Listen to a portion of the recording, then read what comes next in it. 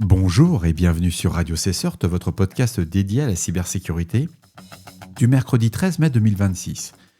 J'espère que vous allez bien, je suis Marc-Frédéric Gomez et au sommaire de cet épisode, on a un Patch Tuesday particulièrement chargé côté équipementier et MTA, 2 exploits publics qui méritent une attention immédiate et un éclairage sur la lutte contre la fatigue sévère en environnement conteneurisé.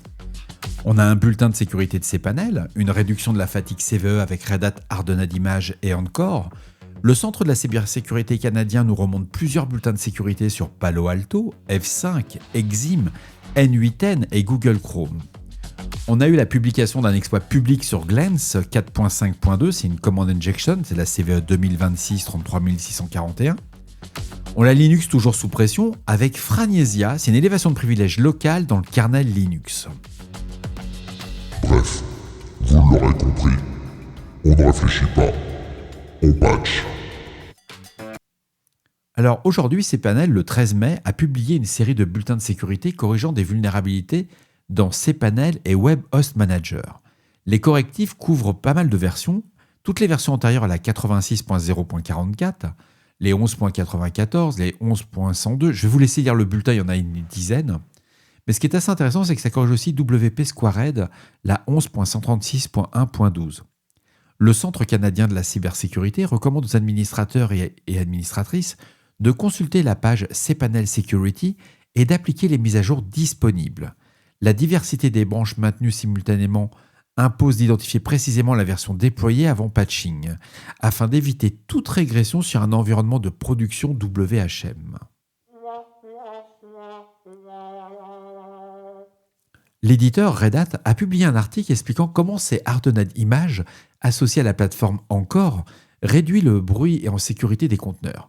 L'approche repose sur 3 piliers. Ce sont des images minimales, par construction produites selon le standard SLSA 3, une génération continue de SBOM intégrée en pipeline CI/CD et une policy engine qui applique des règles alignées sur les référentiels NIST 853, NIST 890 et la FedRAMP, tout au long de la promotion vers les registres et le déploiement. Encore corrèle les nouvelles CVE aux images en cours d'utilisation et alerte uniquement les équipes concernées. L'objectif, il est déclaré de se concentrer sur la rémédiation sur les composants réellement exécutés, en production, et non sur l'intégralité des findings remontés par un scanner traditionnel. C'est pas mal, c'est vraiment à lire. On a Palo Alto qui a sorti aussi un bulletin de sécurité avec plusieurs alertes critiques visant PanOS. On a 3 CVE majeures qui sont à retenir. La CVE 2026-263, c'est une RCE dans le traitement de IKEV2. La CVE 2026-264, c'est un Heap Buzzer Buffer Overflow non notifié dans les DNS proxy et DNS server. Ça mène à une exécution de code à distance. Et on a la CVE 2026-265, c'est une Authentication Bypass lorsque le Cloud Authentication Services est activé. Les branches affectées sont PanOS 12.1, tout ce qui est antérieur à la 12.1.4-H5 et les 12.1.7. Ça touche pas mal de versions. Je vous recommande fortement de lire le bulletin de sécurité si vous avez du PanOS. Un autre bulletin de sécurité concerne F5 qui publie sa Quarterly Security Notification de mai 2026. Alors c'est référencé sous le K 0001609-32. Le périmètre est exceptionnellement large. Big IP, tous les modules, que ce soit Big IP, APM, Advanced WAF ASM, DDoS Hybrid Defender, Next CNF, Next SPK, Next for Kubernetes, Big IQ Centralized Management ainsi que la gamme NGIX dans son ensemble. On touche bien entendu les APP Protect WAF, les DOS Gateway Fabric et les Ingress Controller, les Instance Manager. Alors, il y a plusieurs correctifs qui sont qualifiés vraiment de critiques. J'ai regardé, c'est tendu. Si vous utilisez ce genre de techno, regardez bien les mises à jour. Le Centre canadien pour la cybersécurité recommande d'appliquer les mises à jour sans délai. Étant donné la granularité importante des versions concernées, un inventaire précis du parc doit précéder tout déploiement de ces correctifs. Mais ça, vous l'avez déjà fait, donc il n'y a pas besoin d'en revenir là-dessus. On a N8N qui publie plusieurs bulletins de sécurité visant la plateforme d'automatisation no-code. On a 5 classes de vulnérabilités qui sont corrigées. On a une pagination prototype pollution, Dynamic Credential OAuth Endpoint, Source Control, XML Node Prototype Pollution et Git Node.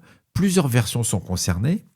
Bien entendu, toutes les mises à jour sont disponibles. Il faut savoir que N8N est très largement utilisé pour orchestrer des workflows manipulant des credentials OAuth de services tiers, et une compromission de la plateforme expose l'ensemble de la chaîne d'automatisation et des secrets associés. Le patching doit être traité comme une priorité opérationnelle et dans votre liste de P0, là vous êtes en urgence absolue, si vous utilisez du N8N.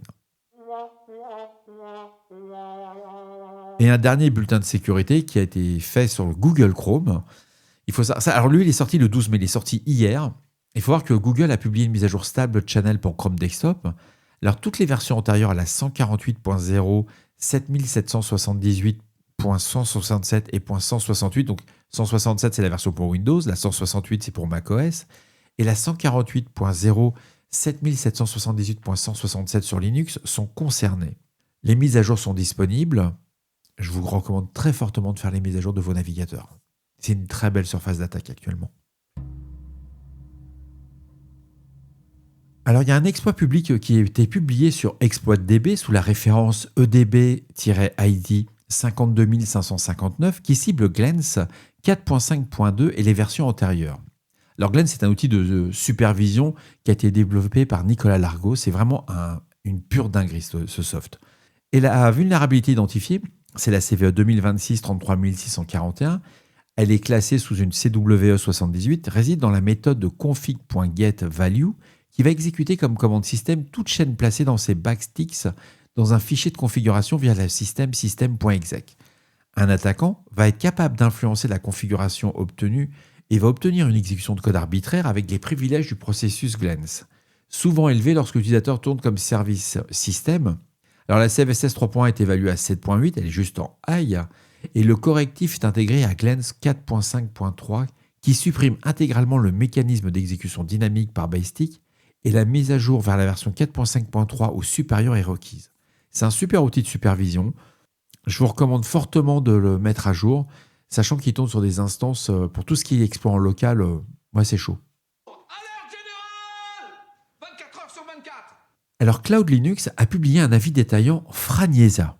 C'est une troisième vulnérabilité de la classe DirtyFrag, affectant le sous-système XFRM/ESP du kernel Linux.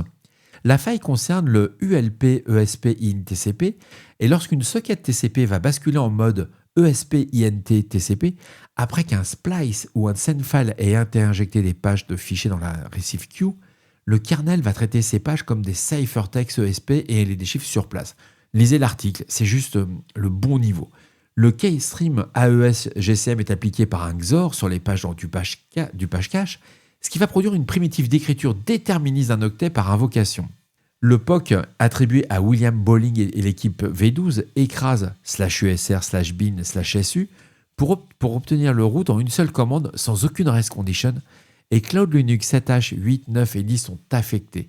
C'est vraiment une folie. J'ai regardé le truc, je me suis amusé à refaire le POC. C'est spectaculaire.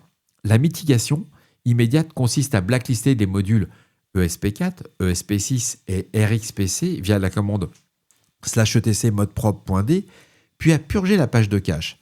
L'attribution de la CVE est en cours. Et voilà, ce 644e épisode s'achève ici. Je tiens à remercier mon ami Vlad qui m'a envoyé 2 0 day à travers le répondeur de Radio CSurt. J'en parlerai demain ou ce soir, on verra. Je vais voir, il faut que je fasse un peu de recherche parce qu'avant de vous en parler, je vais quand même regarder le truc. Je vous souhaite une très belle journée. Demain, c'est jour férié, donc on en profite, grâce mat. On ne réfléchit pas, on patch. Et à tout à l'heure, ou à demain.